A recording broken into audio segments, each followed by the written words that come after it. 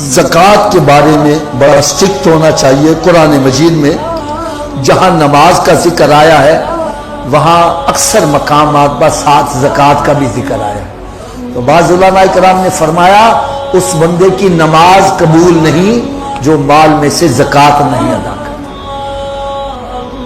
تو زکوٰۃ ادا کرنے کے لیے میں بڑا ایک آسان سا نسخہ بتلایا کرتا ہوں، ہو سکے تو آپ حضرات اس کو نوٹ کر لیں یا اپنے دل میں نوٹ کر لیں۔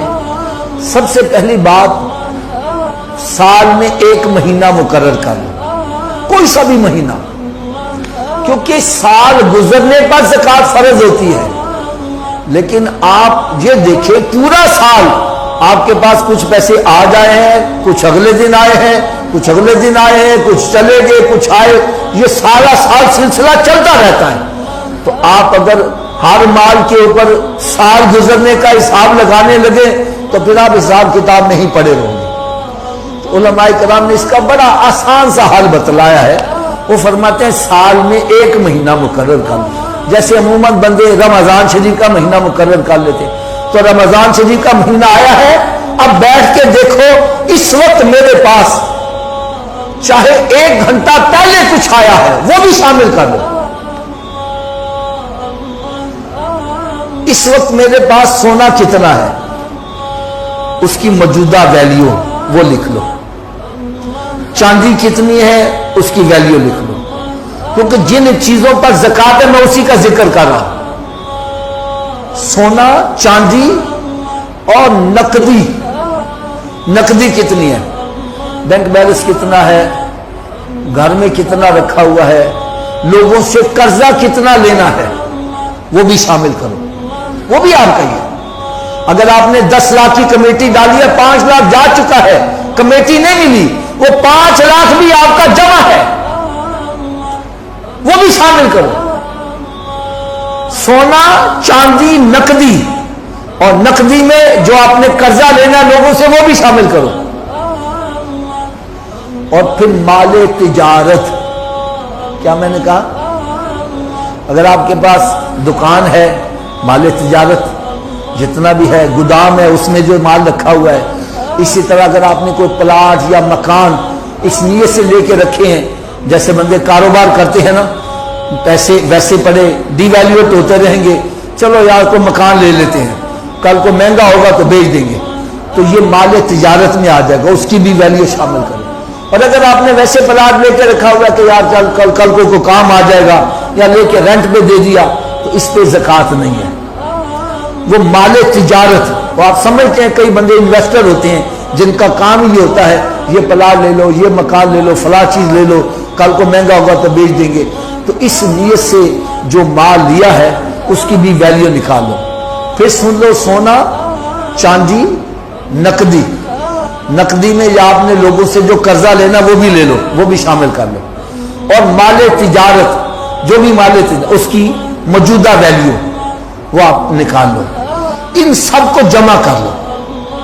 کیا کرنا ہے؟ اونچی بولو ذرا، ان سب کو جمع کر لو۔ اگر فرض مال اس کی ویلیو بنی ہے 50 لاکھ، کتنی؟ اب آپ نے یہ دیکھنا ہے میں نے لوگوں کا قرضہ دینا کتنا ہے۔ اگر آپ نے 50 لاکھ ہی قرض دینا یا 60 لاکھ دینا ہے تو آپ پر زکوٰۃ فرض نہیں ہے۔ اور اگر آپ نے 40 لاکھ لوگوں کا قرض، کیونکہ ہوتا پتہ کیا ہے، گودام کے اندر مال رکھا ہوا ہے لیکن ہوتا جناب لوگوں کا ہے، قرضہ لے کے رکھا ہوتا ہے، ادھار لے کے رکھا ہوا ہے۔ تو اسلام بڑا بہترین مذہب، سب سے بہترین مذہب ہے۔ وہ کہتا ہے کہ جو تم نے لوگوں کا قرضہ دینا ہے وہ مائنس کرو۔ اگر آپ نے 40 لاکھ لوگوں کا قرضہ دینا ہے وہ مائنس کرو، باقی کتنا رہ جائے گا؟ 10 لاکھ۔ تو 10 لاکھ کے اوپر زکوٰۃ ہے، 1 لاکھ کے اوپر 2500، تو 10 لاکھ کے اوپر 25,000 بن جائے گی۔ تو یہ زکوٰۃ اللہ تعالیٰ کے راستے میں خرچ کرنی ہے، اور کوشش یہ کرنی ہے سب سے افضل اپنے خاندان میں دیکھو جو مستحق ہے اس کو زکوٰۃ دیا جائے۔ اور خاندان میں کن کو نہیں دینی؟ جو تمہاری جائیداد کے وارث ہیں ان کو نہیں دینی. مثلا باپ بیٹی کو نہیں دے سکتا، بیٹے کو نہیں دے سکتا، باپ کو نہیں دے سکتا. ہاں بھائی کو آپ دے سکتے ہیں، بہن کو دے سکتے ہیں، اور اپنے جو آپ کے رشتہ دار ہیں ان کو آپ، جو آپ کی جائیداد کے حصے دار نہیں ہیں، اگر وہ مستحق ہے تو اس کو جائیداد میں سے حصہ دے دو. نہیں سمجھ لیں. بھائی بہن کو دے سکتا ہے. تو زکوٰۃ جو ہے اس کو کوشش کرو، جو اگر ایک بندے کی 20,000 روپیہ زکوٰۃ بنتی ہے، اگر وہ 19,000 بھی دیتا ہے تو زکوٰۃ قبول نہیں ہے. ایک بندے کے ذمے 10,000 روپیہ زکوٰۃ کا بنتا ہے، وہ 10 لاکھ روپیہ خیرات کر دے، خیرات قبول نہیں ہے. میری بات کا برا نہ منانا. آج آپ نے دیکھا ہوگا بڑے بڑے جناب وہ کیمرے مین بغا کے چیک دے دیتے ہیں، ہمارا تصویر آ جائے، وہ چیک دے دیتے ہیں، زکوٰۃ نہیں ادا کرتے. تو زکوٰۃ جس پر فرض ہے اس کو اپنے مال میں سے زکوٰۃ پوری ادا کرنی چاہیے. اگر آپ کی 10,000 زکوٰۃ بنتی ہے کوشش کرو زیادہ دے دو، جو زیادہ دو گے وہ خیرات میں آتی چلی جائے گی، کم نہیں ہونی چاہیے. اسی طرح صدقہ فطر، زکوٰۃ کے لیے تو میں نے چند مخصوص چیزیں بتلائیں. سونا چاندی نقدی مال تجارت، اسی پر صرف زکوٰۃ ہے. آپ کے پاس 2 کروڑ روپے کا ہیرا پڑا ہو اس پہ زکوٰۃ نہیں ہے. جو زکوٰۃ کے چیزیں آ گئی ہیں اسی کے اوپر زکوٰۃ ہے. لیکن صدقہ فطر اس کا نصاب اور ہے.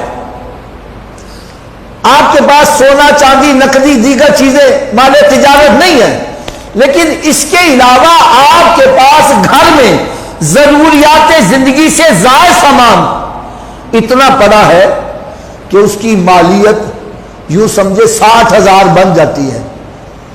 تو آپ بھی صاحب حیثیت ہو، آپ پر صدقہ فطر بھی واجب آئے گا اور قربانی بھی واجب آئے گی. اب ضروریات زندگی سے زائد کیا چیزیں ہیں؟ بندے کے 2-3 سوٹ جو ہوتے ہیں وہ ضروریات زندگی کے مطابق ہوتے ہیں. اب اس سے زائد جو ہمارے ٹرک بنے ہوئے ہیں، ایک ایک سوٹ 50-50 ہزار روپے کا ہے، وہ ضروریات زندگی سے زائد ہے.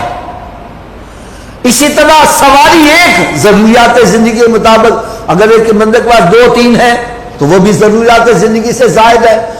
برتن ضروریات زندگی کے مطابق 2-4 ہی ہوں گے، لیکن ہمارے گھروں میں سارے وہ جناب شوکیس بھرے پڑے ہوتے ہیں، وہ کئی سال گزر استعمال کی باری بھی نہیں آتی، وہ ضروریات زندگی سے زائد ہے.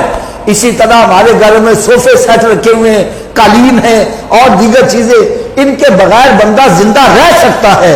یہ ضروریات زندگی سے زائد چیزیں آئیں گی. ان کی اگر مالیت 60,000 کے قریب بن جاتی ہے، کیونکہ 60,000 کا 52.5 تولے چاندی آپ خرید سکتے ہیں، تو ایسا بندہ صاحب حیثیت کہلاتا ہے. ایسے بندے پر صدقہ فطر بھی واجب آتا ہے اور قربانی بھی واجب آئے گی. اللہ تعالیٰ مجھے اور آپ سب کو عمل کرنے کی توفیق عطا